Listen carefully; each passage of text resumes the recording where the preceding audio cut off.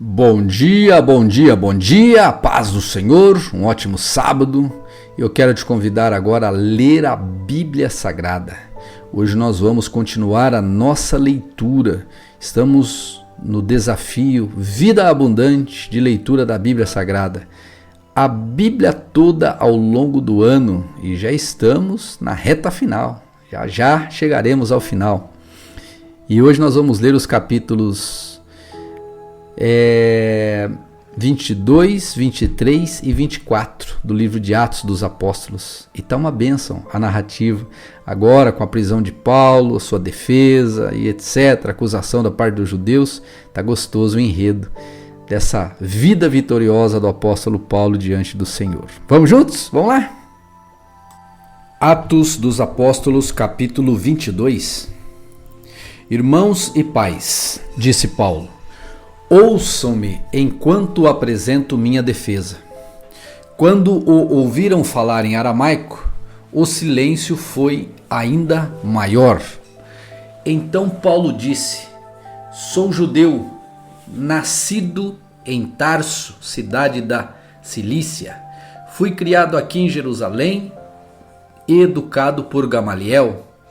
Como aluno dele, fui instruído rigorosamente em nossas leis e nos costumes judaicos. Tornei-me muito zeloso de honrar a Deus em tudo que fazia, como vocês são hoje. Fui ao encalço dos seguidores do caminho, perseguindo alguns até a morte, prendendo homens e mulheres e lançando-os na prisão. O sumo sacerdote e todo o conselho dos líderes do povo podem confirmar isso. Recebi deles cartas para nossos irmãos judeus em Damasco, que me autorizaram a trazer os seguidores do caminho de lá para Jerusalém, em cadeias, para serem castigados. Quando me aproximava de Damasco, por volta do meio-dia, de repente uma luz muito intensa brilhou ao meu redor. Caí no chão e ouvi uma voz que me disse, Saulo, Saulo, por que você me persegue? Quem és tu, Senhor? Perguntei. E a voz respondeu, sou Jesus, o Nazareno, a quem você persegue. Os que me acompanhavam viram a luz, mas não entenderam a voz daquele que falava comigo. Então perguntei, o que devo fazer, Senhor? E o Senhor me disse, levante-se e entre em Damasco, onde lhe dirão tudo que você deve fazer. A luz intensa havia me deixado cego, e meus companheiros tiveram de levar-me pela mão a Damasco. Vivia ali Ananias, um homem devoto, dedicado à lei e muito respeitado por todos os judeus da cidade. Ele veio, colocou-se ao meu lado e disse, irmão Saulo, volte a enxergar. E naquele mesmo instante pude vê-lo.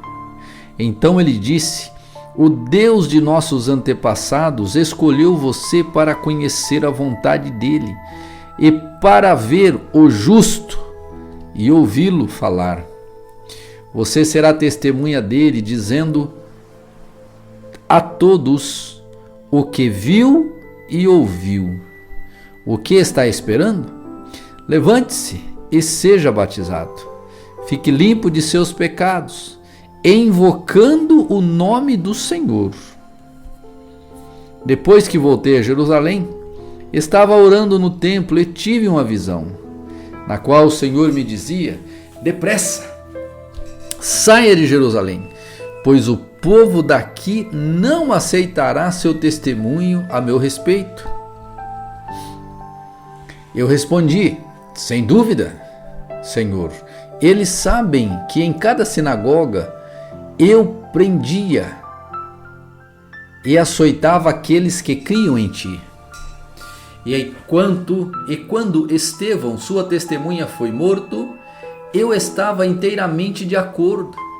Fiquei ali e guardei os mantos que eles tiraram quando foram apedrejá-lo.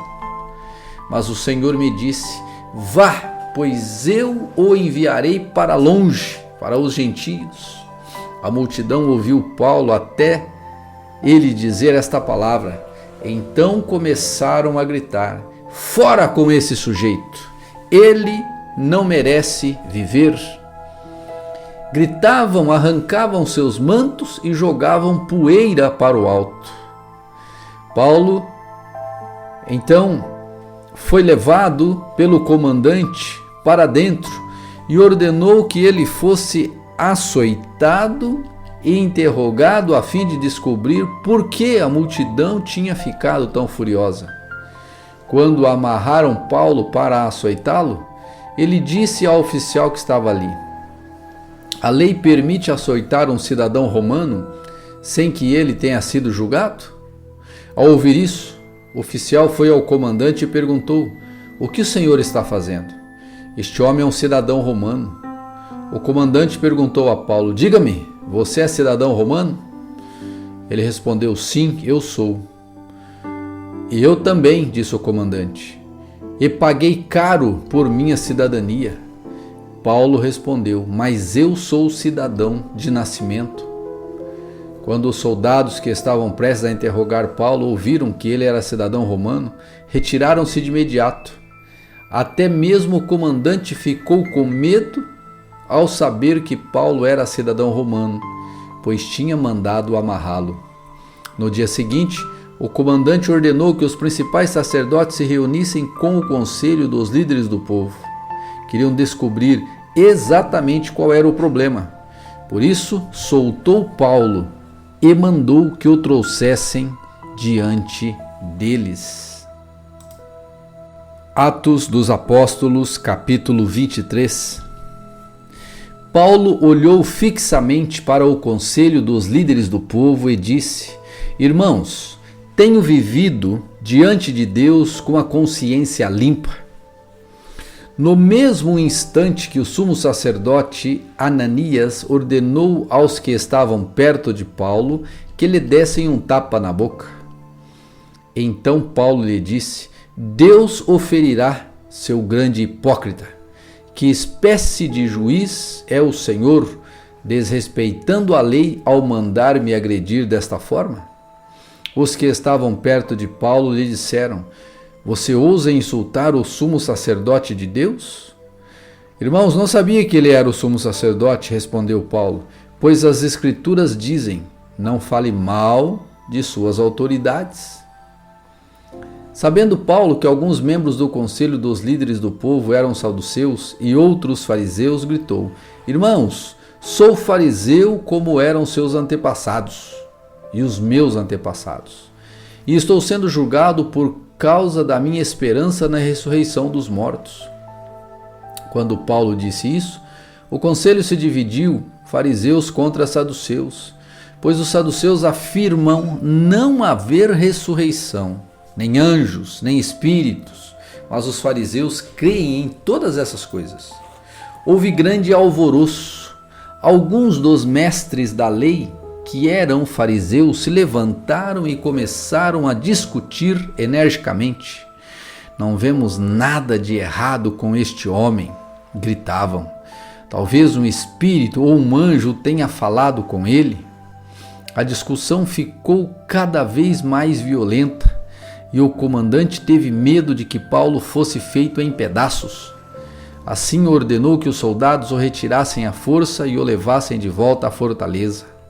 Naquela noite, o Senhor apareceu a Paulo e disse: tenha ânimo, Paulo, assim como você testemunhou a meu respeito aqui em Jerusalém, deve fazê-lo também em Roma. Na manhã seguinte, alguns judeus se juntaram para conspirar, jurando solenemente que não comeriam nem beberiam antes de matar Paulo. A conspiração envolveu mais de 40 homens. Foram aos principais sacerdotes e aos líderes do povo e lhes disseram: juramos solenemente, sob pena de castigo divino, que não comeremos nem beberemos antes de matar Paulo. Agora peçam, vocês e o conselho dos líderes do povo, que o comandante traga Paulo de volta ao conselho. Finjam que os senhores desejam examinar o caso com mais detalhes. Nós o mataremos no caminho. Contudo, o sobrinho de Paulo, filho de sua irmã, soube do plano deles e foi à fortaleza contar a seu tio. Então Paulo mandou chamar um dos oficiais romanos e disse: leve este rapaz ao comandante, ele tem algo importante para lhe contar. O oficial o levou ao comandante e explicou: o preso Paulo me chamou e pediu que eu trouxesse ao senhor esse rapaz, pois ele tem algo a lhe contar. O comandante tomou o rapaz pela mão e o levou à parte. O que você quer me dizer? Perguntou. O sobrinho de Paulo respondeu: alguns judeus pediram que o senhor apresente Paulo diante da reunião do conselho amanhã, fingindo que desejam obter mais informações. Não acredite neles. Há mais de 40 homens emboscados para matar Paulo. Juraram solenemente sob pena de castigo divino que não comeriam nem beberiam antes de matá-lo. Estão de prontidão, apenas esperando sua permissão. O comandante despediu o rapaz e o advertiu: não deixe que ninguém saiba do que você me falou neste momento. Então o comandante chamou 2 de seus oficiais e ordenou: preparem 200 soldados para partir a Cesareia hoje às 9 da noite. Levem também 200 lanceiros e 70 soldados a cavalo. Providenciem um cavalo para Paulo e leve-no em segurança ao governador Félix. Em seguida, escreveu a seguinte carta ao governador: de Cláudio Lisias ao excelentíssimo governador Félix, saudações. Este homem foi capturado por alguns judeus que estavam prestes a matá-lo quando cheguei com meus soldados. Ao ser informado de que ele era cidadão romano, transferi-o para um lugar seguro. Então levei-o diante do Conselho Supremo dos Judeus para investigar o motivo das acusações. Não demorei a descobrir que ele era acusado de algo relacionado à lei religiosa. Sem dúvida, nada que justificasse a pena de morte ou mesmo a prisão. Fui informado, porém, de uma conspiração para matá-lo e o envio de imediato ao Senhor. Também informei aos acusadores que devem apresentar suas denúncias diante do Senhor. Naquela noite, os soldados cumpriram as ordens que haviam recebido e levaram Paulo até Antipátride. Voltaram à fortaleza na manhã seguinte, enquanto a cavalaria prosseguiu com ele. Quando chegaram a Cesareia, apresentaram Paulo e a carta ao governador Félix. O governador leu a carta e perguntou a Paulo de que província ele era. Da Cilícia, respondeu Paulo. Ouvirei seu caso pessoalmente quando seus acusadores chegarem, disse o governador. Em seguida ordenou que Paulo fosse mantido na prisão do palácio que Herodes havia construído. Atos dos Apóstolos, capítulo 24. 5 dias depois, o sumo sacerdote Ananias chegou com alguns dos líderes do povo e um advogado chamado Tertulo para exporem ao governador sua causa contra Paulo. Quando Paulo foi chamado, Tertulo apresentou as acusações.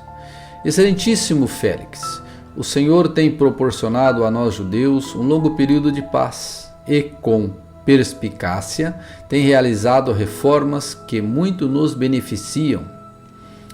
Por todas essas coisas, nós lhe somos extremamente gratos. Contudo, não desejo tomar seu tempo, por isso peço sua atenção apenas por um momento. Constatamos que este homem é um perturbador que vive causando tumulto entre os judeus de todo o mundo. É o principal líder da seita conhecida como os Nazarenos. Quando o prendemos, estava tentando profanar o templo. Nós queríamos julgá-lo de acordo com a nossa lei, mas Lísias, o comandante do regimento, usou de força e o tirou de nossas mãos, e ordenou a nós, os acusadores, que nos apresentássemos perante o Senhor. Nossas acusações poderão ser confirmadas quando o Senhor interrogar Paulo pessoalmente. Os outros judeus concordaram e declararam ser verdadeiro que Tertúlio Tertulo tinha dito. Quando Paulo recebeu um sinal do governador para falar, disse: sei que o Senhor tem julgado questões dos judeus há muitos anos e, portanto, apresento-lhe minha defesa de bom grado. O Senhor poderá verificar com facilidade que cheguei a Jerusalém, o Senhor poderá verificar com facilidade que cheguei a Jerusalém, não mais que 12 dias atrás, para adorar no templo. Meus acusadores não me encontraram discutindo com ninguém no templo, nem causando tumulto em nenhuma sinagoga, nem nas ruas da nossa cidade. Eles não podem provar as acusações que fazem contra mim. Reconheço, porém, que sou seguidor do caminho, que eles chamam de seita. Adoro o Deus de nossos antepassados e creio firmemente na lei judaica e em tudo que está escrito nos profetas. Tenho em Deus a mesma esperança destes homens, de que ele ressuscitará tanto os justos como os injustos. Por isso procuro sempre manter a minha consciência limpa diante de Deus e dos homens. Depois de estar ausente por vários anos, voltei a Jerusalém com dinheiro para ajudar meu povo a apresentar ofertas. Meus acusadores me viram no templo depois que completei minha cerimônia de purificação. Não havia multidão nenhuma ao meu redor e nenhum tumulto. Só estavam ali alguns judeus da Ásia, e são eles que deveriam estar aqui diante do Senhor para me acusar, se tem algo contra mim. Pergunte a estes homens que aqui estão de que crimes o conselho dos líderes do povo me considerou culpado, exceto pela ocasião em que gritei: estou sendo julgado diante dos senhores, porque creio na ressurreição dos mortos. Neste momento, Félix, que tinha bastante conhecimento sobre o caminho, interrompeu a audiência e disse: esperem até Lísias, o comandante do regimento, chegar. Então decidirei o caso de vocês. Ordenou que um oficial mantivesse Paulo sob custódia, mas lhe deu certa liberdade e permitiu que seus amigos o visitassem e providenciasse aquilo de que ele precisava. Alguns dias depois, Félix voltou com sua esposa Drusila, que era judia. Mandou chamar Paulo. Os dois ouviram enquanto ele lhes falava a respeito da fé em Cristo Jesus. Quando Paulo passou a falar da justiça divina, do domínio próprio e do dia do juízo que estava por vir, Félix teve medo e disse: pode ir por enquanto. Quando for mais conveniente, mandarei chamá-lo outra vez. Félix também esperava que Paulo lhe oferecesse dinheiro, de modo que mandava buscá-lo com frequência e conversava com ele. Assim se passaram 2 anos e Félix foi sucedido por Pôncio Festo, uma vez que o Félix desejava obter a simpatia dos judeus, manteve Paulo na prisão.